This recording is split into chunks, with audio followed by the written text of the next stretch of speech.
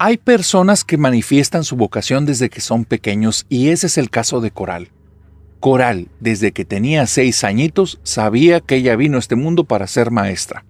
Y sí, no es que ser maestra la defina, pero para ella es parte ya de su identidad, porque cuando ella tenía 6 añitos, ella se encargaba de darle como las lecciones de educación y corregir a su hermanita de 4. Ya te puedes imaginar, a la mirrunguita pequeñititita que estaba ahí intentando hacer unos pequeños garabatos o señalando algunos dibujos, y Coral se paraba enfrente de ella y le decía: no, hermanita, si vas a estar pintando, no te me vayas a salir de la raya. Y la corregía y la corregía y la corregía. Desde pequeñita, Coral ha sido una maestra, y una maestra, pero digamos que de pies a cabeza, y de esas que son buenas, que son duras, pero que siempre las vas a recordar con cariño. Desde pequeña ella sabía que quería ser maestra y conforme fue creciendo solo lo reafirmaba más y más y más. En la escuela, ella era la que siempre llevaba los trabajos, la que levantaba la mano para participar en clase, la que corregía a alguno de sus compañeros si las cosas las estaba haciendo mal o si estaba molestando a alguien, porque en el salón de Coral no se permitían indisciplinas. De hecho, los maestros decían que donde estaba Coral siempre había 2 maestras, la titular y Coralita. Coral así creció. Esa identidad la fue adquiriendo y fue algo que le gustó.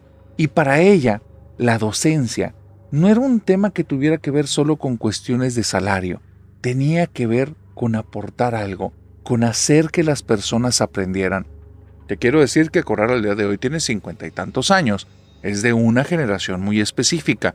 Y aparte es importante saber que ella no nació ni creció en una gran ciudad. Ella creció en un pueblito en las afueras de una ciudad, y una ciudad chiquita. Y en este pueblito en el que estaba Coral había una sola escuela que la hacía de primaria y de secundaria. Había 5 o 6 salones que en ocasiones los veías descompletados, no todos los muchachos llegaban al final del curso, y era un lugar que, digamos, la educación era muy irregular. Pero Coral se transformó en el gran atractivo para los muchachos y las muchachas. Ver que una muchachita tan jovencita ya estaba ahí de docente a sus escasos 15, 16 años, porque ella iba a ayudar a la escuela y las maestras, como ya la conocían, la dejaban pasar y ella estaba ahí en los salones de ayudante. Te vuelvo a decir, Coral desde pequeña descubrió que era su vocación y apenas tuvo oportunidad y estaba trabajando en eso. Estudió para maestra, se dedicó al tema de la educación. Su familia se muda a una ciudad más grande y ella quiere quedarse ahí porque les decía: mamá, papá, aquí hay gente que me necesita. Necesito ayudar a las personas que aprendan. La educación es lo número 1 y solo así van a salir adelante. Se lo tomaba muy en serio. Desde pequeñita. Sus papás le dejaron la casita en la que vivían desde que ella tenía 17 años. ¿Te puedes imaginar? Ella aún no es mayor de edad y ya está al frente de su casa y ya está al frente en la escuela y todos la conocen porque es un nombre que se escucha en casa de todos porque todos han pasado por esa escuela en ese pueblito. Y Coral había llevado su vida bastante tranquila hasta que cumplió cerca de 40 años. Me dice, narrador, mira, en mi experiencia y en lo que yo viví, en las escuelas que están como fuera de las ciudades grandes, a veces pasan cosas, pero la verdad es que nosotros, en nuestras ciudades, no le damos bola, no le paramos bola, no le ponemos atención, no hacemos que una situación pequeña se haga grande. Pero sí viví algunas cositas raras, cositas que me llamaron la atención, pero que nunca me quitaron el sueño. En una ocasión, me tocó ver a mí y a todos mis alumnos, que en ese momento eran como 15, que en el salón, desde el pizarrón, se vino una sombra como de un niño, y cuando pasó entre los bancos, los pasó moviendo, y los bancos se empezaron a mover a un lado y para otro. Los muchachos se quedaron todos viendo, y al final, como si se hubieran puesto de acuerdo, empezaron a reír todos a carcajadas. Se lo tomaron a juego, y eso hizo que yo me tranquilizara mucho, y mira, ¿qué íbamos a estar hablando de eso? Pero esos muchachos al día de hoy ya varios son adultos, y a varios se la saben, y han esparcido la historia, solo que, gracias a que me respetan mucho, no han dicho que yo era la maestra que estaba en ese turno. En una ocasión también nos pasó, narrador, que comenzó a escucharse como el aullido de un lobo que venía desde la parte de abajo del piso. No desde arriba, no desde las ventanas, no desde afuera, desde la parte de abajo del piso. El problema es que esta escuela es solo de un piso, y ahí abajo no hay nada. Hay tierra, tal vez piedra, La escuela tiene muchísimo tiempo, está viejísima y nunca jamás la han modificado. Entonces nos quedamos con la duda y decidimos que no íbamos a hablar del tema. Te puedo decir que algunas personas del pueblo decían que en la noche se aparecía un fantasma y que decían que en ocasiones habían escuchado la llorona. Eso no me consta. Pero hay una situación que sí me consta que pasó en ese lugar y es algo que al día de hoy sí me deja con mucha incertidumbre. Ya estoy retirada, ya al día de hoy ya no estoy trabajando en el magisterio. Tengo trabajo porque soy una persona muy activa. Esto ocurrió hace cerca de 10 o 12 años, no recuerdo con exactitud, pero al día de hoy no tengo ni idea de lo que presencié. Resulta que esto ya de por sí era muy atípico. Llegaron un par de muchachitos, que los dos eran gemelos. Los muchachos venían a estudiar la primaria, pero ya tenían cerca de 15 años. Cosas de pueblos, cosas que les damos oportunidad y mira, a veces sí seguíamos las cosas al pie de la letra, pero también éramos de mucho corazón y si querían estudiar no los íbamos a detener. Los muchachos no traían ni papelería. Los papás estaban muy desorientados, no nos decían mucho acerca de ellos, pero eso tampoco es tan atípico. Lo más atípico de todo es que se vinieran a vivir al pueblo esas personas. En el pueblo todos buscaban salir de ahí. Nadie quería llegar al pueblo para ver qué trabajo encontraba. Casi no había trabajo. Había gente que trabajaba en el aserradero, había personas que trabajaban por fuera y regresaban cada fin de semana o algunos una vez al mes. En el pueblo casi no había trabajo. Si no te dedicabas a cositas como del hogar, como un carpintero, como un todólogo o estar limpiando casitas, difícilmente ibas a encontrar algo que hacer. Había un par de familias ricas, ellos tenían unas tienditas, de esas tienditas les daban trabajo a las personas para tener turnos, pero bueno, para que te des una idea, era un lugar pequeño, no había tantos habitantes, no había casi nada de trabajo, era rarísimo que llegaran personas de fuera y esta familia vino y se instaló aquí y tenían estos gemelos que yo nunca antes había visto gemelos. El primer día que llegan los dos, primero se presenta uno, se sale del salón y después entra el otro y yo lo regaño porque creo que es el mismo, aunque la voz sonaba diferente. Y desde ese día les dije, aquí a la escuela no me van a estar viniendo si no traen camisas diferentes porque yo no los voy a poder diferenciar. Y el peinado, tú te lo cortas y tú te lo dejas más largo y tú te lo pones por un lado y tú te haces apartado por el medio porque si no, no. Y narrador, ni así me funcionaba porque les confundí el nombre, les tuve que pedir que se pusieran gafet. Ahí les poníamos un pedazo de cinta masking tape y arriba les escribía con plumón. Sabrá Dios cuántas camisas les eché a perder, narrador. Pero bueno, pues era todo con buena intención para que no cayeran ahí en alguna situación o no quisieran hacerme alguna broma pesada. Esos muchachos eran muy extraños. No por el hecho de ser gemelos, no por el hecho de ser tan idénticos y que lo único que los podía diferenciar era la voz y hasta eso, se sabían imitar el uno al otro. Con los muchachos se cambiaban las camisas y ni quien supiera cuál era cuál. Alan y Aarón, así se llamaban. Y Alan y Aarón tenían una buena relación, pero eran, digamos, un poco atípicos. La gente de ahí, del pueblo, en los recreos jugaban a todo y había un líder que ponía el juego y todos le seguían. Y estos dos como que no querían relacionarse. A veces se la pasaban todo el recreo adentro del salón. Y fue ahí donde me empecé a dar cuenta que pasaban cosas raras, narrador. En una ocasión, que fue la primera vez que me di cuenta que algo ahí estaba mal, Aarón y Alan estaban adentro del salón. No habían querido salir, como ya había pasado en muchas ocasiones. Intenté persuadirlos al principio, ya después de 2 o 3 intentos que me decían que no, bueno, los dejaba. El problema es que después del recreo llegaron los muchachos a levantarme una queja de los dos, que se habían puesto muy violentos en el fútbol y que golpearon a un muchacho. Pero los dos estaban adentro del salón, no salieron en ningún momento. Y el muchacho, cuando me da la queja, voltea y dice, ellos, maestra, ellos, los gemelos, golpearon a nuestro compañero y me dio el nombre que no viene al caso mencionarlo aquí. El punto es que, ¿cómo los podía regañar si yo los vi todo el tiempo dentro del salón? Creía que era algún tipo de broma, así es que tuve que hacer una investigación. Me fui a hablar con el muchacho que estaba realmente golpeado. Golpeado, no creas que lo golpearon con los puños, le metieron un balonazo en la cara y cuando se cayó al piso, parece que uno de los gemelos, según me dicen, se tropezó con él y le terminó metiendo santo trancazo en la panza que le dejó un moretón. El muchacho estaba bien, golpeado, desorientado, y sí me contó que fueron los gemelos. Pero yo no quería regañarlos ni les quería poner un castigo, pero los muchachos estaban muy indignados Así es que les pedí a los gemelos que me dieran su versión y los dos dijeron exactamente lo que yo sabía. Maestra, pero nosotros ni siquiera salimos a jugar fútbol. Estuve indagando el caso, narrador. Y sí salió un datito, un solo datito que me hacía mucho ruido. Al final podía ser como un truco pesado de los compañeros, echarle la culpa a ellos porque no prestaron atención que no habían salido a jugar. Y como no eran los más populares, mira, el que realmente golpeó al otro compañero iba a salir con la suya. Sí podía pasar, pero había un dato muy extraño. Tanto el chico golpeado como el muchacho que vino a reportarlos decían sus colores de camisa y no correspondían con la ropa que llevaban ese día. Tampoco traían la cinta con su nombre. Eso se me hizo muy extraño. Pensé algo. Alan y Aarón tal vez no son gemelos, tal vez son 4 hermanos. Y aunque los otros no vienen a la escuela, o tal vez ya han estado viniendo por turnos porque no son los más inteligentes ni los que sacan las mejores calificaciones. De hecho, en muchas ocasiones se ven desorientados. Tal vez es eso. Son 4 y no 2 y nos los están mandando por turnos. Así es que fui y les pregunté. Y resulta que no, narrador. No tienen más hermanos. Yo no me quedé tan convencida porque se me hacía muy raro el caso y yo me tomo las cosas muy a pecho. Así es que una semana después voy a visitar la casa de sus papás. Y en la casa de sus papás solo hay un cuarto para los muchachos con camas individuales. Los cuartos y las camas que tienen los muchachos están muy bien diferenciados. No se ve que haya ropa de más personas.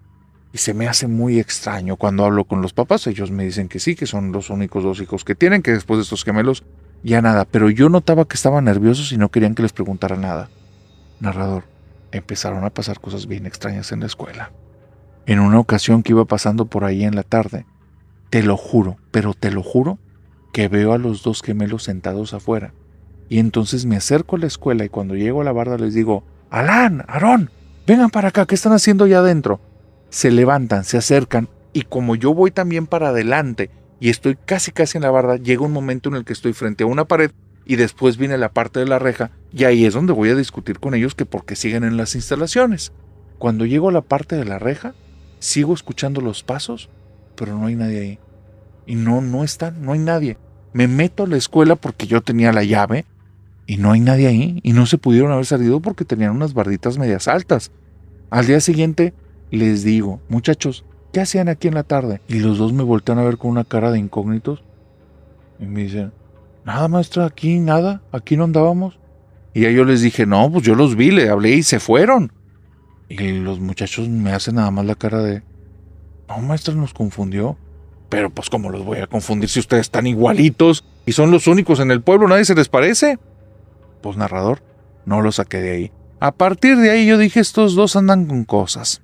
3 ocasiones más me reportan los muchachos en el recreo que el par de gemelos están haciendo un montón de destrozos. En las 3 ocasiones coincide que yo tengo a los muchachos ahí, así es que decido hacer algo. Digo, esta broma ya no va a funcionar y ya sé de qué manera la voy a romper. Al momento que soy en el recreo, como un par de semanas después del último conflicto, voy con ellos y les digo, no vengo a pedirles que se salgan, les ordeno que se salgan y van a estar afuera de aquí en adelante porque el recreo ya no lo van a pasar en el salón. Los 2 muchachos se ponen muy nerviosos, narrador. Se salen, cierro la puerta, me pongo justo detrás de la ventana, afuera del salón, viendo para el campo de juego para ver si venían más muchachos disfrazados o vestidos o exactamente igual que ellos, porque tal vez sí tenían hermanos, cuando escucho que hay como personas adentro del salón y están tomando cosas. Volteo y aunque acabo de ver frente a mí a Aarón y a Alan jugando fútbol, ahora adentro del salón hay un Alan y un Aarón, con las camisas que me han estado describiendo los otros muchachos, la verde y la roja, y están destrozando todo el salón. Me voy corriendo, abro la puerta, dije ya los agarré si son hermanos, y cuando abro la puerta, lo único que veo, y lo vi con mis ojos, un libro que estaba en el aire, cae al piso, y ese salón está absolutamente vacío, no tiene otra salida, no hay otra forma de entrar. Fui a hablar con los papás y les dije, está pasando esto, les comento todas las cosas. Los papás me dicen, no se preocupe, vamos a meter mano en la situación, ya no va a volver a pasar. Y al día siguiente ya no fueron a clases. Durante una semana los dejo de ver, el fin de semana voy y los busco y digo, pues tampoco se trataba de eso, mejor díganme qué está pasando. Pero la familia entera ya se había ido de la ciudad. Narrador, nunca supe qué demonios fue lo que viví, qué era lo que pasaba. pero esos dos gemelos traían algo y no creo que haya sido algo bueno.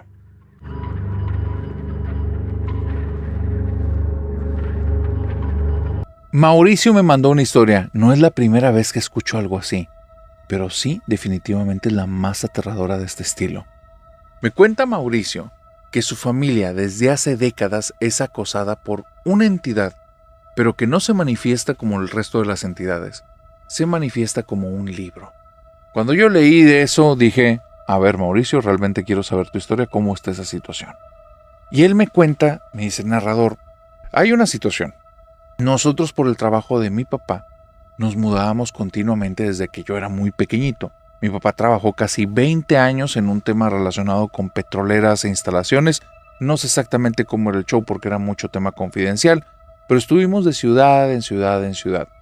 Cada ciudad en la que estuvimos nunca sabíamos cuánto tiempo íbamos a estar, entonces realmente no teníamos tantos amigos. Yo y mi hermana, porque solo éramos dos en la familia en ese tiempo, y somos los que vivimos más toda esta temática, pues nos tocó que cada vez que teníamos ya como un grupito de amiguitos, papá acababa el proyecto, nos teníamos que ir a otro lugar y empezábamos otra vez como los muchachos nuevos. Llega un momento, y esto te lo voy a decir desde mi vivencia, que ya te fastidias en conocer gente nueva. Que aunque seas un niño, llega un momento que, ay, otra vez lo mismo, pues ¿para qué los quiero conocer si luego nos vamos a ir? Si cuando apenas les voy a agarrar cariño o vamos a empezar a hacer cosas divertidas, ya me tengo que ir de la ciudad. Y esa actitud que tomé comenzó a hacer que yo me aislara más que mi hermana. Mi hermana no, mi hermana era el alma de las fiestas, ella era una canija. A ella le encantaba hacer como situaciones, digamos, medias destructivas pero llamativas, porque sabía que en poco tiempo ya nadie iba a saber de ella, iba a llegar a una nueva ciudad sin ninguna reputación mala, y iba a poder hacer otra vez lo que quisiera. Hizo un montón de cosas, en experimentos de química quemó cosas, casi incendió un salón, se metió en problemas con todos los alumnos de un salón porque se metió un día y los insultó a todos, la empezaron a perseguir, después se hizo la víctima y llegó a la casa contándonos la novela muerta de la risa en cómo hizo que todo el colegio esté en contra de ella y ahora ella es la pobrecita. Y mi mamá no podía creer lo que estaba escuchando, pero yo conocí a mi hermana y para mí no me daba ninguna sorpresa. Para ella era, oh, qué decepción. Y yo, ¿cómo se ve que no has pasado tiempo con mi hermana? Mi hermana es así, es súper cabrona. Entonces, empezamos a crecer de manera muy diferente. Ella y yo, mi hermana y yo nos llevamos muy bien. No éramos cómplices, porque yo no le seguía el juego. Yo le quería meter frenos y le decía, te estás pasando, Gabriela, te estás pasando. Pero Gabriela, mira, ni le importaba lo que le dijera. Y siempre me tenía como mucho cariño. Llegaba a la casa, me daba un abrazo, me daba un beso y me decía, ay, tú eres mi hermanito ermitaño. Aunque estés bien solito, yo siempre voy a estar contigo. Y yo me le quedaba viendo y me reía. Pero es que es una cabrona mi hermana, pero así la quiero. Así es ella. Y ya no te voy a contar cosas ya de adultos porque de adultos se asentó. Pero mira, las actitudes no se le quitaron. El punto es lo que vivimos en esas temporadas. En esas temporadas, no recuerdo ya ni qué edad tenía narrador, pero fue antes de que yo cumpliera 15 años. Me topo un día en la casa, cuando estoy con esta actitud, en la que ya ni tengo ganas de estar conociendo gente, porque ya no nos va a llevar a ninguna parte, y muy pronto yo me voy a ir de aquí y ellos se van a quedar, y ya no quiero estar haciendo amistades. Me topo en la casa, que tenemos un cuarto destinado a librería. Tal vez por distraído, tal vez porque en algunos lugares a los que fuimos ni nos terminamos de instalar, pero hasta ese momento caí en cuenta de eso. Un cuarto lo teníamos como si fuera una biblioteca, como una librería, porque había un montón de libros por todas partes y era muy raro. Había una lámpara y un sofá, era un lugar como muy agradable, la habitación no era tan grande, pero lo que era muy llamativo es cuando mis papás se pusieron a ordenar estos libros. La habitación, narrador, tenía libros desde el piso prácticamente hasta el techo. Todo era estanterías de madera, una tras otra, unas pequeñas, otras más grandes. Había cubos y arriba unas estanterías que utilizaban el cubo como soporte. El cubo tenía alguna parte que tuviera algún hueco y tenía libros insertados. Estaba padrísima. Y entonces caí en cuenta, pero yo nunca he visto estas cosas cuando nos vamos de la casa. Y me pongo a darle vueltas tantito. Pues tal vez así es esta casa y simplemente pusieron los libros que han estado moviendo en cajas. Pero yo nunca he visto que tengamos tantos libros.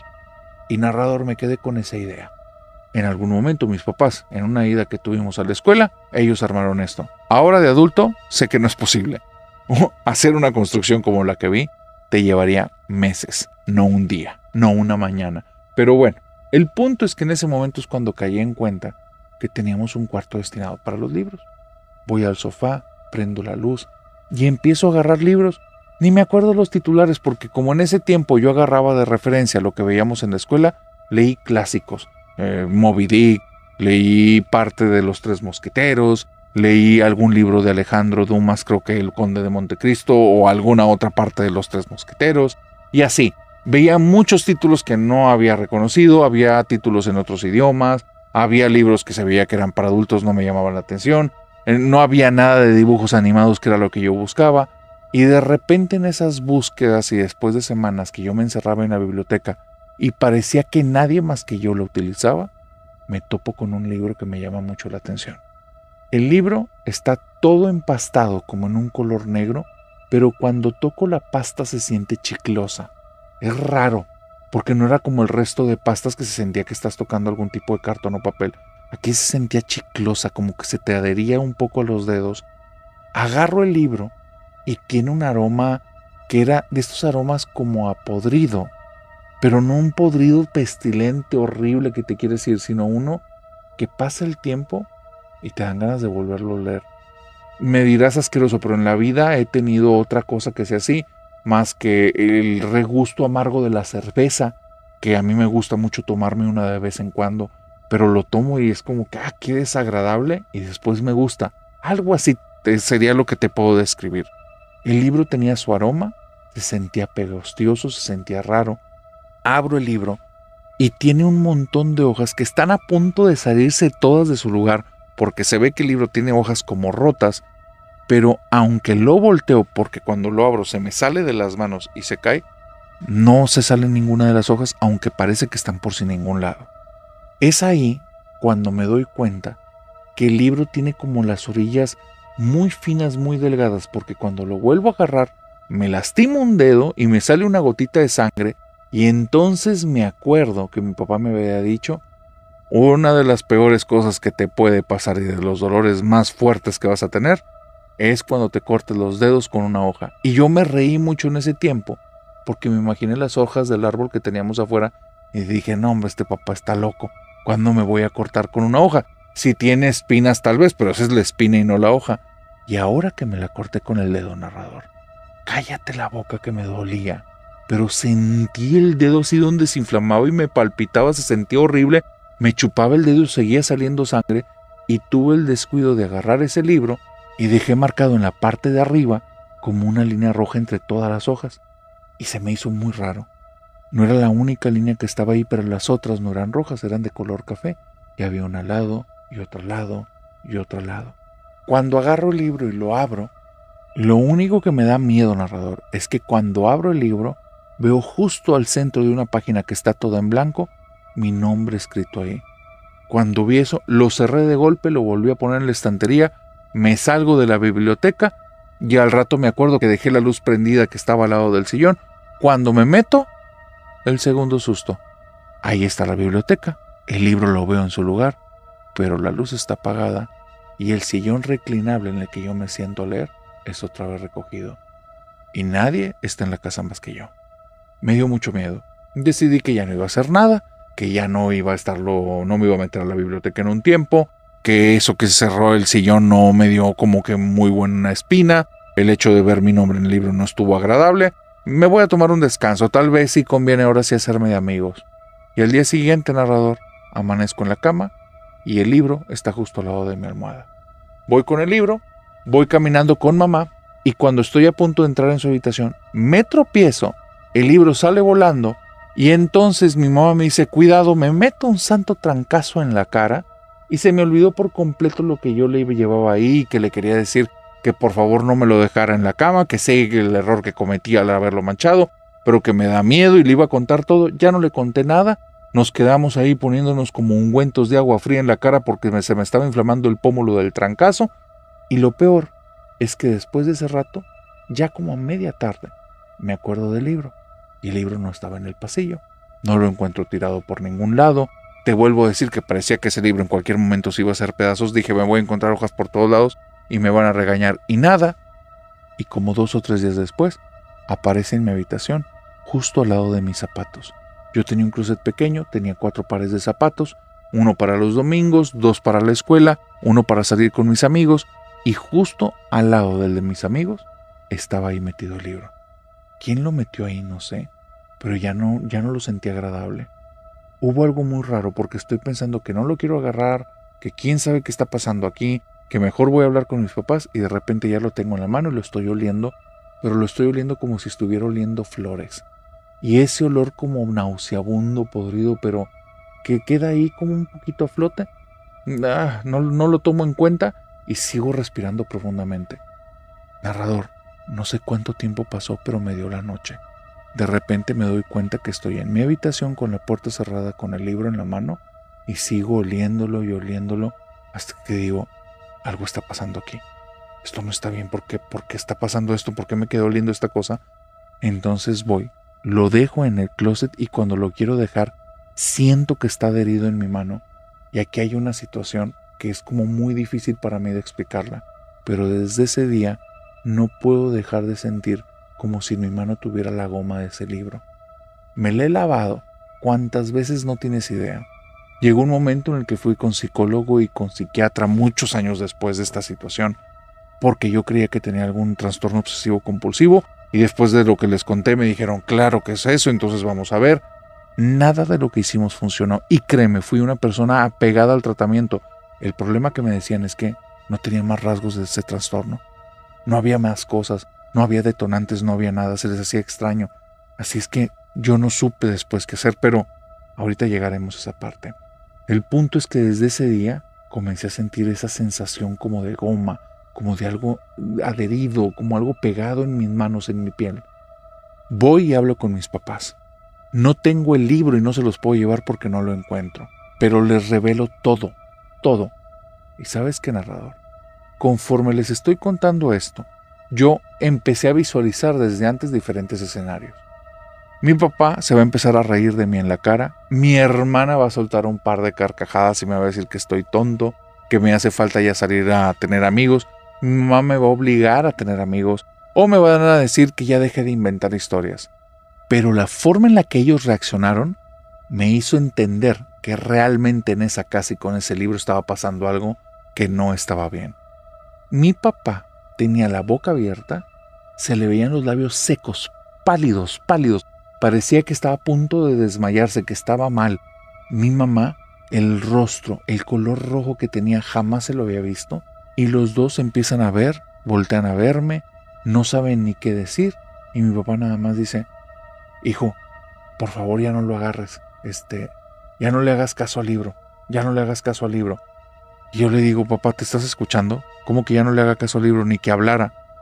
No, hijo, es que no sé ni cómo explicártelo. Y voltea con mi mamá, y mi mamá lo voltea a ver a él, y me voltean a ver a mí, y hasta que yo les digo, ¿pasa algo que yo no entiendo? Y nada más mi papá pone la cabeza de arriba abajo, y dice, sí, pero no te lo podemos decir. Y voltea a ver a mi mamá, y mi mamá me dice, ya sé, llévanos a la biblioteca. Me paro, los veo, les digo, ¿realmente están haciendo que me ponga nervioso y lo que están haciendo no está bien? ¿Cómo que quieren que los lleve a la biblioteca? Pues es la biblioteca que ustedes hicieron, o sea, ya saben dónde está, ¿para qué quieren que los lleve? Y mi mamá voltea con mi papá, nada más le mueve la cabeza de arriba abajo, mi papá como que entiende algo y me dice él, por favor Mauricio, llévanos a la biblioteca. Voy caminando por el pasillo indignado, nervioso, muy confundido, y justo al final del pasillo está ahí la puerta de la biblioteca. Voy caminando para allá y les digo, aquí está la biblioteca, ¿quieres que les diga dónde está el libro? Porque según yo, ustedes son los que me lo están llevando a mi habitación. Y entonces mi papá dice, por favor abre. Y cuando abro la habitación, narrador, es un cuarto muchísimo más pequeño que la biblioteca, solo tiene estantes, hay toallas y hay blancos. Esta ropa o cosas que utilizamos para cubrir la cama. Y me quedo viendo este cuarto y le digo, ¿me confundí de puerto o qué? Cierro la puerta, me alejo de ahí, volteo para un lado, no hay más puertas, volteo para el otro. Volteo este cuarto y digo, sí es cierto, yo aquí he llevado algunas veces toallas. Y mi papá me dice, aquí dices tú que es la biblioteca. Y entonces volteo con ellos y les digo, es una broma. Y mi papá nada más voltea de un lado para otro y me hacen, no, con la cabeza, no es una broma. No hablemos más de esto, por favor. Y no le hagas caso al libro. Narrador. La siguiente semana en mi casa era como si entraras en una casa de mimos. Nadie hablaba, nadie decía nada. Solo se veían, me miraban. No expresamos ni una sola palabra. No entiendo por qué, pero no me nacía. Y mis papás no decían nada. Pero aparte el silencio era tan tenso. Pero era tan tenso que se sentía casi como una liga que te restregaba en la cara que estaba ahí. Caminabas por las habitaciones o por el pasillo y sentías el ambiente tan pesado. Y era por ese maldito silencio incómodo. La puerta que estaba ahí de la biblioteca, en 2 ocasiones en esa semana la abrí. En una era el cuarto de blancos y en la otra era la biblioteca. Pero el sillón estaba justo levantado como si alguien hubiera estado ahí. Cuando la abrí en esa ocasión y vi eso, me asusté, me alejo de ella sin cerrar la puerta y mi papá lo único que hace es empujarme, me caigo y cierra la puerta de golpe. Y me dice, ni se te ocurra dejarla abierta. Después yo estoy asustado, no sé qué hacer, vuelve a abrir la puerta a él y entonces es el cuarto de blancos y dice, cuando esté así, déjalo abierto mientras no. Narrador, mi cabeza había estallado. El ingeniero y mi mamá, que se dedicaba solo a cuestiones de la vida social, de las amigas, de gente rica y cosas así, me estaban diciendo, sin palabras, que había una habitación que estaba como escondida en la casa, a la que no se podía acceder, y eso para mí no tenía ningún sentido. Mi papá, a raíz de esa situación, aceleró un montón de papelería y 2 o 3 semanas después nos estábamos mudando. En el camino, narrador, fue cuando me hablaron de este tema, porque me dijo, de este tema no lo podemos hablar en casa y no lo podemos abrir muchas veces porque nos va a ir mal. No le hagas caso al libro, no entres a ese lugar no está bien, ni es nuestro, nos persigue. Entonces, entiende esto, se te va a presentar, va a querer que lo leas, va a querer que lo uses, va a querer que lo toques. Mi papá se me queda viendo, se pone un poquito pálido y nervioso porque yo me estoy viendo mi mano derecha y nada más me dice a los ojos, ya lo tocaste, ¿verdad? Todavía lo sientes ahí en tus dedos. Y me la quedo viendo y le digo, ¿cómo sabes? Ya empezó a tener efectos en ti, hijo. No le hagas caso al libro. Y me contó una historia que es la cosa más descabellada que he escuchado en la vida, narrador. Y si no hubiera vivido lo que viví, no la creería. Él me cuenta que él tuvo un hermano del cual jamás he escuchado hablar, nunca he visto una fotografía, la familia de mi papá jamás lo ha mencionado, y dice que ese hermano ya todos lo olvidaron, y que el libro fue el culpable. Que en una ocasión, en una casa en la que recién su familia se había mudado, encontró el hermano una biblioteca, empezó a utilizar un libro negro. Ese libro negro, mi papá en alguna ocasión lo vio, pero decía que el libro negro no venía solo, venía con alguien, un ente oscuro, alguien que lo sostenía, que él lo había visto y que le advirtió a su hermano que por favor no lo estuviera agarrando porque allá había algo más, que cuando él lo tenía en las manos, esa cosa oscura se le acercaba al oído y le decía cosas, y por las reacciones de él, de su hermano, decía que su hermano no reaccionaba ante eso. Entonces sabía que había algo ahí, algo malo, algo que lo estaba envolviendo, que lo dejaba ciego, que lo dejaba sordo ante cosas evidentes, y de repente su hermano pasaba días, semanas, meses, empezó a escuchar un día en la noche un quejido. Mi papá se dio cuenta que en su habitación estaba la cama de su hermano, pero no estaba él. Sabe que el quejido viene de la habitación en la que su hermano pasa mucho tiempo leyendo ese libro. Él se acerca a la habitación, la abre y una y otra vez es la habitación que tienen para la chica que ayuda con asistencia en la casa.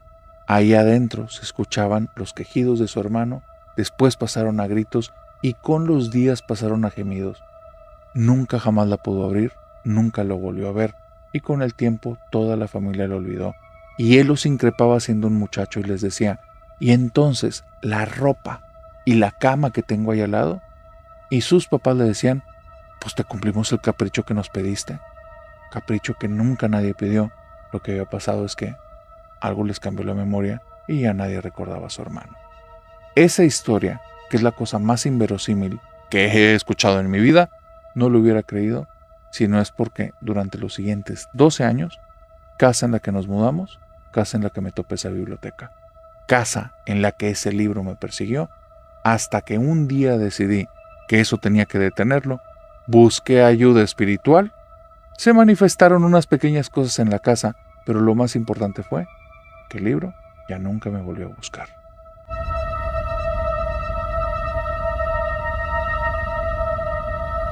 ¿Conociste la caricatura de Gasparín, el fantasma amigable? Karina la vio cuando era muy pequeña y nunca creyó que lo iba a conocer en persona. Pero esta no es una historia que tenga que ver con actores de Hollywood. Esta es una historia que tiene que ver con guardianes fantasma. Resulta que Karina, cuando era muy pequeña, vio Gasparín y desde ahí quedó enamorada del personaje. Para ella, ver ese fantasmita de esa forma como tan tierna, tan bonita, que era un fantasma, como lo dice su nombre, el fantasma amigable, así lo ponían aquí en México. Para ella era como un amigo que estaba ahí siempre que se necesitara. Van pasando los años porque esto lo vio en su más tierna infancia. Y de hecho, ella dice que no se acuerda ni siquiera de la caricatura. Cuando era pequeña la vio muy pequeñita, su mamá sabía que era su favorita, se la ponía en la televisión. También te puedes dar cuenta de qué época estamos hablando. Pero entonces cuando crece, ella olvida por completo la caricatura y comienzan a pasar unas cosas muy extrañas en su vida. Algo sucede en algún punto de la infancia que tal vez tiene que ver con la separación de mamá y papá, tal vez con un tío que se quedó en casa durante una temporada, tal vez tiene que ver con la forma en la que su mamá lo trataba, pero Karina tiene muy claro algo, tiene lagunas en su memoria. No recuerda fragmentos grandes de su vida cuando era pequeña, porque ella, su infancia no la recuerda con mucho cariño. Ella recuerda sentirse como una persona con muchos miedos, sentirse como una persona que todo el día lo veía un poco oscuro. Allá afuera, en la escuela, no había amigos potenciales, había posibles amenazas. En el camino de la escuela a la casa, ella tenía que venir caminando. No había quien la acompañara, mamá vivía sola y ahora se tenía que dedicar a trabajar. Su tío estaba allí en casa y ella recordaba que el tío le daba como cierto repelús, ciertas ganas de estar alejado de él, no porque hiciera algo específico, o bueno, no lo recuerda.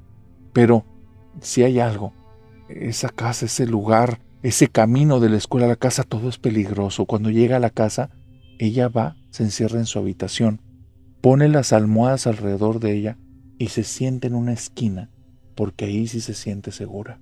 En la esquina de su habitación, a veces abrazando un peluche, pasa todas las tardes Karina, hasta el momento en el que llega la oscuridad y ella se puede quedar dormida hasta el día siguiente.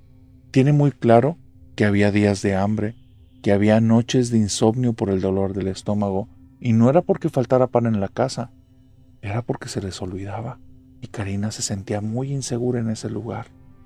Fue en estos sucesos del recorrido a casa, la separación de los papás, la situación de este tío viviendo, el hecho de que ella buscaba este rincón en su cuarto, cuando el tiempo se empezó a acelerar un poco, empezaron estas lagunas y de repente, ya está cerca de 6 meses después de haber iniciado ese tipo de vida en la que está como en un modo de supervivencia, de intentando nada más pasar desapercibida por las personas que pueden ser una amenaza, y ella no entiende ni por qué lo veía así, pero pasan alrededor de unos 6 meses, tal vez cerca de un año, cuando se comienza a dar cuenta que alguien la está observando.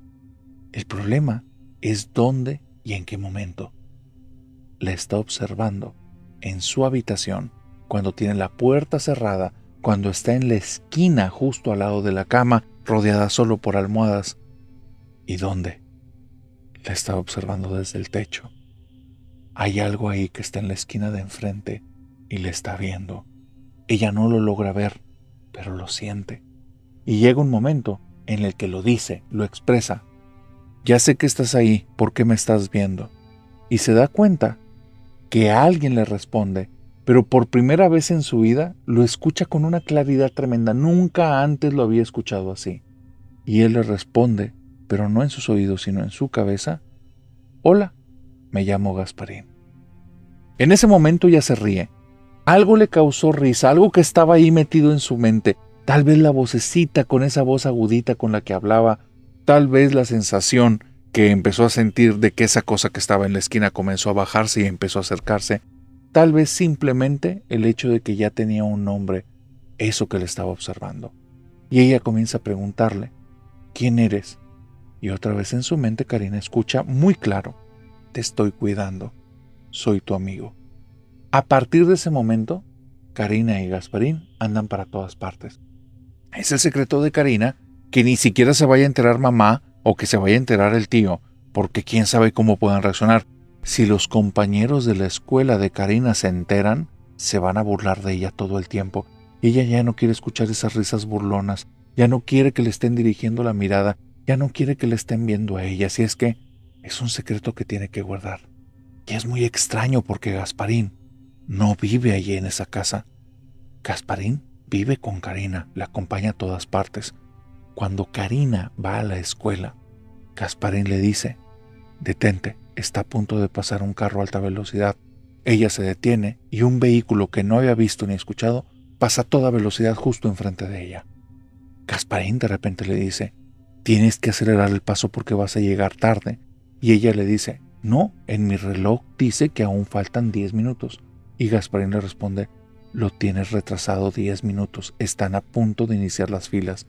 Comienza a correr como loca, Gasparín le da indicaciones de cuándo detenerse, dónde correr más, y llega 2 minutos tarde, cosa que no le causa ningún problema, toda agitada, y en efecto, tenía el reloj retrasado y no se había dado cuenta, pero Gasparín lo sabía.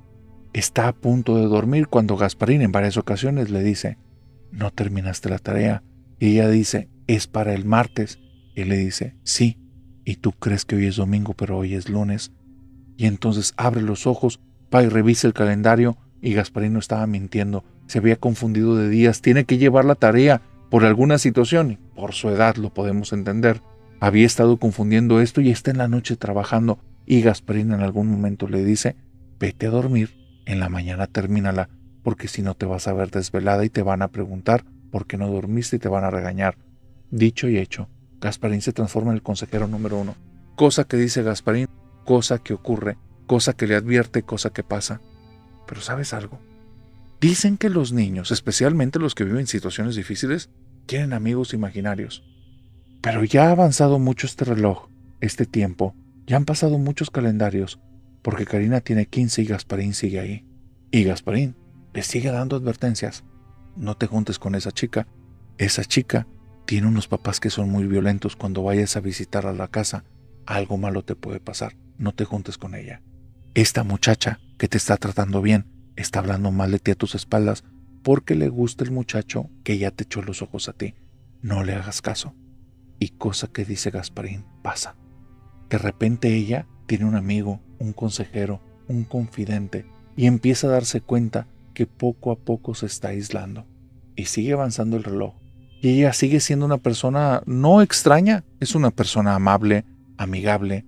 La vida empezó a brillar mucho más de repente en algún punto en el que se fue el tío y en el que su mamá empezó a dulcificarse un poco más y a obtener un poco de mejores trabajos, tener un poco más ingresos. La vida empezó a cambiar en casa y empezó a cambiar junto con esa vida y de repente no había notado que es una persona bastante segura y que es una persona que está muy cómoda y que tiene muy bien guardado un secreto. Ella tiene un confidente invisible con el que platica y que nadie se entere porque ya para esta edad ya ha visto muchas personas que son ligeramente diferentes a los demás y todos los catalogan como locos, locas, raritos. Ella no quiere estar en ese catálogo, así es que lo guarda en su corazón. Pero Gasparín conoce muchas cosas. Y va a avanzar el tiempo hasta que cumple 18 años. A los 18 años, y Karina lo tiene claro, tuve mi primera amiga real. Una chica que era muy nerviosa, que casi no tenía amistades, que venía de una familia que, como en la mía, se habían separado cuando ella era pequeña y por alguna extraña situación, a todos también los veía como un potencial peligro. Nos empezamos a llevar bien. Me daba cuenta que al estar con ella yo me sentía más fuerte y esa fortaleza se la transmitía y ella se sentía más fuerte. Así es que comenzó a avanzar el tiempo y cuando ambas cumplimos 20 años, éramos las mejores amigas, nos confiábamos todo excepto una cosa: Gasparín. No podía confiarle a nadie de Gasparín. No quería que supieran de Gasparín.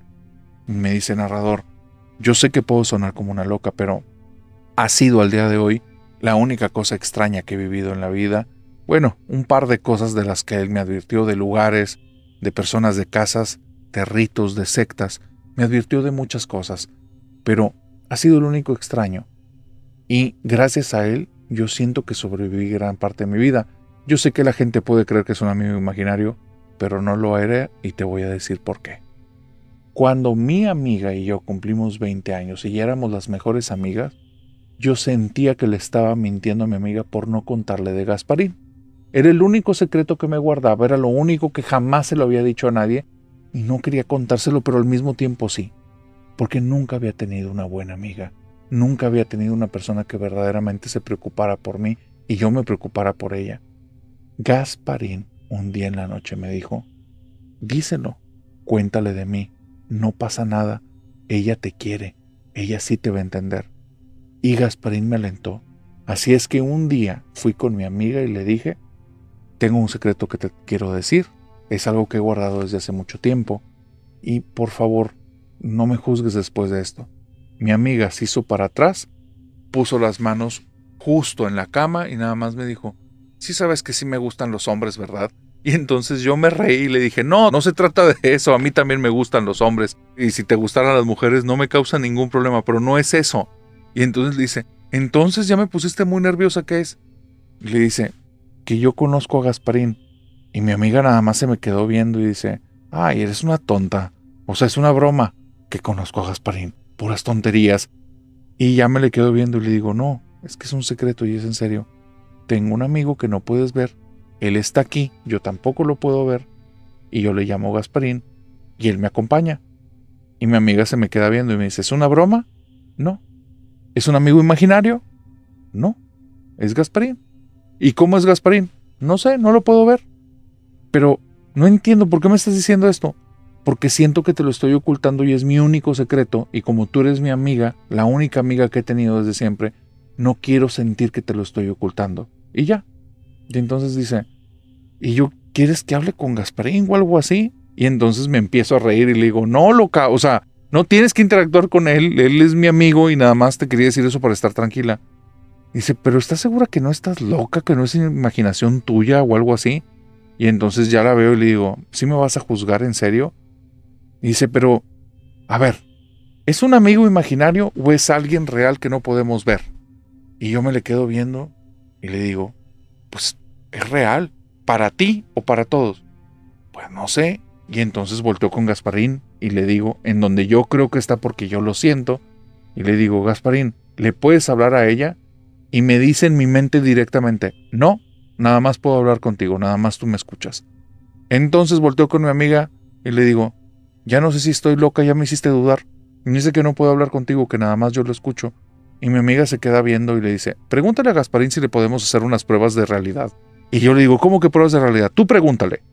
Si es tan listo como tú me estás diciendo, Gasparín va a decir que sí. Y al instante Gasparín, porque parece que sí lo entendía, me dijo en mi cabeza, sí, sí las puedo hacer. Dile que haga lo que quiera. Y entonces nada más volteo con mi amiga y le digo, dice que sí. Mi amiga me dice, muy bien. Dile a Gasparín que ahorita me voy a escribir un número en mi mano y que te diga a ti cuál es. Narrador, lo que pasó fue así. Ella se sale de la habitación, se va al pasillo afuera de su habitación, agarra algo, no sé si fue un plumón o una pluma, porque no me lo enseñó y no me dijo, y se rayó un número. Y Gasparín me dijo en mi mente, 3700. Y entonces nada más le digo, 3700, y después me dice, 132. 132, y mi amiga se mete helada. ¿Cómo sabes? Y me muestra, y se estaba escribiendo los números de grandotes a chiquitos, y el 132 ya iba en su dedo, y ella estaba pensando en voy a seguir escribiendo, al cabo no hay forma en la que vaya a saber que estoy poniendo esto, y ahora estaba fría porque me dijo, ¿me espiaste? Y yo, no, te digo que Gasparín me dijo, dile a Gasparín, pregúntale cuál es mi libro favorito. Y entonces, narrador, una novela que era de ese momento, le digo el nombre y se me queda viendo ella y me dice, ¿cómo sabe él eso? Dice, pero eso en algún momento te lo pude haber dicho. No, no, no, algo que no sepa nadie. Y entonces Gasparín me empieza a decir algo que no te lo voy a decir, pero era algo muy fuerte. Y me lo empieza a decir palabra por palabra y yo solo la repito. Y mi amiga se pone como muy fría, muy helada, como asustada y me dice, ¿cómo sabes eso? Pues Gasparín lo sabe y me lo está diciendo. Dice, pero eso es algo que nadie sabe, es algo que yo tenía guardado para mí. Pues Gasparín sabe. ¿Te puedes decir a Gasparín que no me está espiando? Y entonces nada más volteo y Gasparín me habla y me dice, no soy yo el que la espía, ella también tiene un guardián, él me está diciendo eso. Entonces nada más volteé con mi amiga y le dice que no te va a espiar. Y ya. Desde ahí, narrador, a mí me quedó claro algo. Gasparín existía, tenía información que no había manera en la que yo la supiera. Él me respondía con la verdad y para mí desde ese momento fue real. Después de eso, pareciera que algo sucedió con él. Yo no te sé decir que es él, si es un ángel, si es mi guardián. Para mí era mi ángel de la guarda, pero no pasó ni un mes cuando un día me habló y me dijo, Karina, tengo que hablar contigo. Y yo le dije, sí, Gasparín, ¿qué pasó? ¿Quieres que haga algo, que deje de hacerlo? Y dice, no, necesito que te despidas de mí porque ya no vamos a poder comunicarnos. Necesitas de aquí en adelante valerte por ti misma. Y entonces le digo, oye, no se me hace justo ese trato tan de repente. Y me dice, te lo estoy diciendo para que lo tengas presente. Voy a estar contigo siempre, pero ya no vamos a poder hablar así. Entonces le dice, pero ¿cómo me puedo despedir? Y nada más me dijo, nada más dime adiós. Le dije adiós y nunca lo he vuelto a escuchar. Después de eso vinieron los momentos más difíciles de mi vida porque me había dado cuenta que a esa edad solo confiaba en él y tuve que rehacer mi vida completa.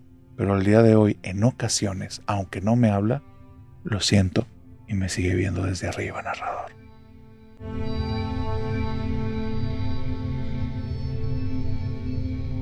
Meme ama el terror, le encantan las películas y él tuvo una temporada hace muchos años en las que era una persona muy crédula, era un supersticioso. Si salía de la casa tenía que llevarse 3 cositas. La primera, un crucifijo, la segunda, una patita de conejo, que para que no se molesten, Meme la tenía de plástico y nada más era peludita y se dio cuenta muchos años después. Justo fue uno de los temas por los cuales dejó de ser supersticioso. Y la tercera, se llevaba 3 dientes de ajo en un botecito junto con agua bendita. Cosas que le enseñó tal vez su abuela, tal vez algún vecino lo vio en algún lado o se le ocurrió. Pero Meme me dice que tuvo ese tiempo en el que era muy supersticioso. Si se salía de la casa se persinaba, hacía unos pasos hacia la derecha y otros hacia la izquierda, y entonces salía del portón, hacía sus oraciones y revisaba siempre su bolsillo que trajera estos 3 amuletos, porque los veía así como amuletos. No era una persona religiosa, era una persona supersticiosa. Y su vida comenzó a avanzar y seguía viendo temas de terror y le gustaba escuchar La Mano Peluda y todo este tipo de situaciones o todo este tipo de contenido como el día de hoy es Hablemos de lo que no existe, que te hablamos de relatos, y se sugestionaba mucho. Él dice, en ese tiempo, cállate narrador, yo me acostaba y decía, ¿ahora quién me va a visitar? Porque veía que las sombras se movían en mi habitación. Honestamente, tenía una cortina, afuera entraba la luz de un faro mercurial que parpadeaba. Pues si no veía sombras, era porque no tuviera imaginación. Mi cuarto estaba siempre lleno como de vida nocturna, pero era por eso, un problema de luz que con el tiempo fui entendiéndolo y empecé a bajar a lo supersticioso. El día que agarré mi pata de conejo, se me cae de la mano, cae en el piso y se rompe porque voy viendo que es un trozo de plástico en forma de pata de conejo y envuelto en un tipo de terciopelo, pero todo es falso. Ahí dije, qué menso me he visto, pues estoy creyendo puras tonterías. Y a partir de ahí empezó mi temporada de ser la persona más escéptica que existe. Todo lo cuestionaba. No más razonable, narrador. Solo decía, hombre, esas son mentiras. Hombre, esas son tonterías. ¿Cómo vas a estar creyendo en eso? Y me volví en el antimeme. Yo todo el tiempo estaba en contra del meme anterior. Si yo creía que había sombras en mi cuarto y me tapaba, no, hombre, ahora me levantaba, me quitaba la sábana y iba a prender la luz y decía, aquí no hay nada, esas cosas ni existen. Y narrador, esa temporada fue larga, porque duré más o menos desde los 16, 17 años hasta hace 2 meses, y tengo 27. Me duró un buen ratito esta situación, pero hace 2 meses me pasó algo que creo que ya regresó el meme de hace mucho tiempo y regresé recargado, narrador, porque ahí te va lo que sucedió. Yo tengo un trabajo en el que me toca viajar muchísimo en mi país. Voy y visito hoteles y reviso la calidad de los servicios y reviso que las cosas estén bien, que manejen bien al personal y todo. Soy como un tipo de auditor, pero soy un auditor enmascarado. Nadie sabe que estoy yendo a eso. Yo hago mis reservaciones. No me conocen a mí porque no soy parte, digamos, del organigrama de la empresa. Soy una persona oculta, soy un tipo de espía de hotel. Me divierto muchísimo porque me gusta disfrazarme, me gusta como divertirme en estas cosas y a veces voy como alguien muy formal y a veces voy como una persona que va a vacacionar. En otras ocasiones, pues está de más decirlo, pero me voy con alguna pareja y la pasamos bien. Pero yo voy siempre en este plan de que estoy auditando y revisando las cosas. A mí me encanta mi trabajo. Al principio, cuando empecé a ir a los hoteles, el meme anterior, el meme que tenía un poco de miedo y que tenía como sus propios métodos para alejar los malos espíritus, de repente me decía al oído, oye, echa algo de agua bendita, oye, haz una oración, pon tu crucifijo, tráete la pata de conejo. Pero cada vez que se me mencionaba la pata de conejo, me daba una enojada. Iba y prendía las luces y hablaba conmigo, obviamente cuando no iba con pareja, y me decía, ya, no seas cobarde, son puras mentiras y puras tonterías, deja de creer en eso. Vete ya a dormir porque aquí lo que vienes a hacer es trabajar, pasarla bien, pero es trabajo, necesitas tomar apuntes de todo. Entonces revisa cómo es la habitación, revisa cómo te atendieron, y me ponía a llenar un montón de formularios, narrador, pero ahora molesto. Te digo, llevo un buen rato en mi trabajo, eso pasó al inicio. Con el tiempo, las habitaciones eran algunas más grandes, más lujosas, otras bastante menos lujosas. Unas tenían problemas de sanitización bien importantes, otras eran unas cosas tan bellas, tan bonitas, pero eran habitaciones de hotel y se transformó en una rutina. Llego, traigo mi maleta cambia para que no me identifiquen por ciertas cosas, entonces a veces es grande, a veces es pequeña, a veces es de asas, a veces es antigua, a veces es nueva. Es pesada, está muy cargada, está prácticamente vacía. Siempre llevo cambios, colores, tamaños, formas, siempre estoy cambiando, mi atuendo también. Pero llego a la habitación, dejo la maleta, cualquiera que haya sido la de ese momento, la pongo en algún lugar de la habitación que quede a la vista y entonces enciendo todas las luces y comienzo a hacer reinspecciones a detalle. Después de eso pido servicio al cuarto, lo pido de manera holgada porque tengo viáticos y me cubren eso. Y entonces empiezo a ver prácticamente todo el menú, cuánto tiempo tardan en traerlo, que esté de buena calidad, etcétera, etcétera, etcétera, etcétera. Pero para mí, a partir de ese momento, yo espero en mi camita, después de haberme tomado un baño, y estoy esperando que vengan una y otra vez a traerme mi cena, o mi comida, y mis postres, y más cosas que sé que se van a terminar desperdiciando, pero yo ahí voy a auditar, no nada más a comer. Es que tú me puedes ver, a veces en la bata que me han ofrecido algunos hoteles, acostado en mi cama, con mis brazos abiertos, el control de la televisión y esperando que me traigan mi cena. Delicioso. Mi trabajo me encantaba hasta hace 2 meses. Hace 2 meses pasó algo que no termino de entender, que es algo que hace que el meme de antes llegue aquí y tenga su lugar y no me gusta. Llegué a un hotel que ya tiene sus años, pero lo había, digamos, recomprado otra marca. Y aunque mantenía el nombre, estaban remodelándolo completo. Me mandan a una habitación y desde que me mandan a esa habitación comenzaron con problemas. Resulta que habían sobrevendido el hotel, no tenían realmente el tipo de habitación que yo venía a separar o que había separado y me estaban dando otra en sustitución que era de más lujo. Cuando íbamos para la habitación con la persona que me ayudaba con la maleta, en el camino me preguntó así directo, oiga, usted no es supersticioso. Y el meme que traigo adentro, el meme del pasado, quería gritar, ¿por qué? ¿Qué está pasando aquí? Pero lo tuve que contener y nada más le dije, no, yo no creo en esas tonterías. ¿Por qué? Y entonces el sujeto voltea y sonríe y dice, porque le dieron la habitación embrujada, señor. Y le digo, no, hombre, no me estás diciendo tonterías, vengo a descansar, así es que eso no me importa. Bueno, yo le recomiendo que no le ponga el seguro de arriba a la puerta, por si tiene que salir corriendo, que no se vaya a dar ahí un santo trancazo, porque ya nos ha pasado en varias ocasiones. Y entonces yo me le quedo viendo y le digo, ¿es tu forma de romper el hielo? Porque no se me hace nada agradable. Y él me dice, señor, considéralo un detalle y espero que no le pase nada. Y el día de mañana, si no pasa nada, ya no le pasó. Usted no se preocupe. Pues narrador, yo creía que nada más era como un tipo tonto, que no sabe cómo mantener a las personas una interacción que sea agradable y que utilizaba estos recursos malos que hace que tal vez pasen los clientes del hotel una mala noche por ese tipo de frases. Así es que cuando llegué en la habitación lo primero que dije es, vamos por los formatos, por los formularios, saco mi tablet, ahora sí comienzo a llenar mi tablet y ahí pongo pésimo trato por parte de tu personal, ya que empezó a influir en mis pensamientos diciéndome que tienes una habitación embrujada, esto puede afectar a los clientes de tal y tal y tal y tal manera. Y no, narrador, yo me desahogué. La verdad, y te lo voy a decir aquí, se lo estaba diciendo al meme.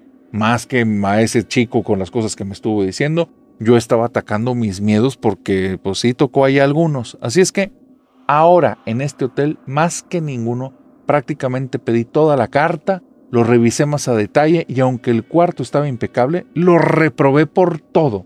Detalle que me dieron, detalle que aproveché. La comida es malísima, no están cuidando X y Y cosa de calidad. Y esto, narrador, te lo estoy diciendo porque tengo que ser absolutamente honesto contigo. Yo ya me estaba deleitando por el coraje que me hizo pasar ese chico, también porque me cambiaron de habitación, aunque era una más lujosa, ya lo tomaba a mal. Y eso, narrador, tal vez fue lo que hizo que la habitación o lo que estuviera ahí se activara.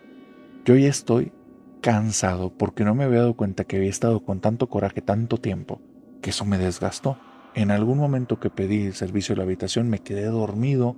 Después descubrí que me lo dejaron afuera en una bandejita en el piso junto con una tarjetita que decía discúlpenos, estuvimos tocando pero nadie abrió. Entonces, no que me voy otra vez a mi tablet a echar más malas calificaciones. Y cuando, narrador, estoy escribiendo eso en la tablet, escucho que hay un movimiento detrás de mí en la habitación.